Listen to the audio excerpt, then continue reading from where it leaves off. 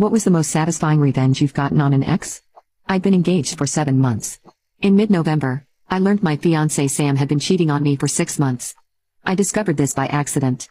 My phone died and I needed to Google something, so I grabbed his iPad, which I hadn't used in a while. Sam has iMessage, so all his messages are synced to the iPad's message app.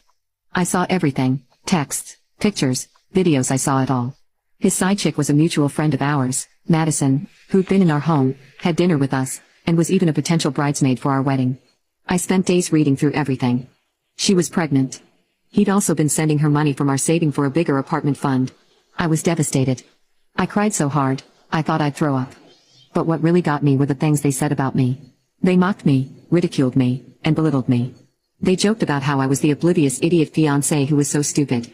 Madison would text me, chatting about wedding planning, then screenshot the messages and send them to Sam, laughing about how stupid I was. There was so much more, and far more vicious. I was gobsmacked.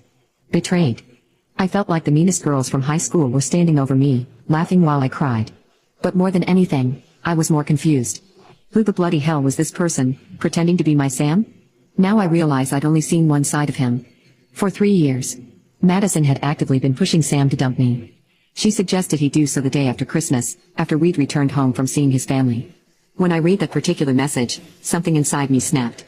I've been snickered all my life for being the poor kid in a wealthy school, for being a fat kid and teenager, for being an ugly duckling, for always having older, out-of-date things, for being quiet, for being an unphotogenic teenager.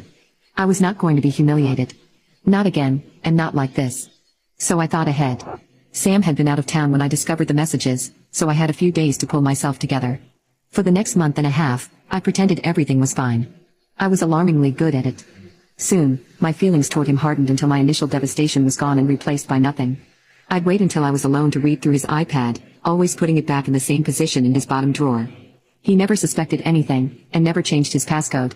I collected the most telling evidence, the most explicit messages, the most vicious ones towards me, the ones mentioning the money, the ultrasound photos. I sent them all to myself, then covered my tracks. Christmas comes. We arrived at his parents' house on Christmas morning, with plans to spend the night.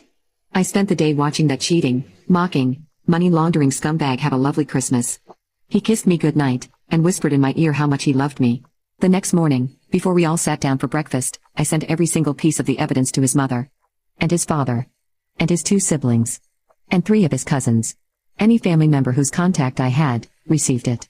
I was able to time this, because Sam's family is pretty phone addicted, and they all get email notifications.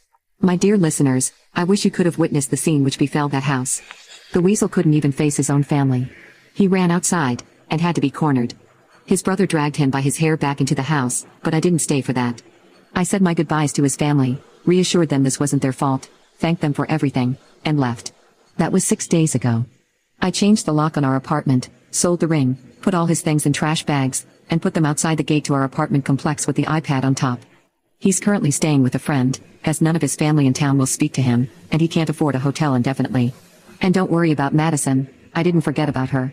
I sent everything to her mother, with whom she still lives with.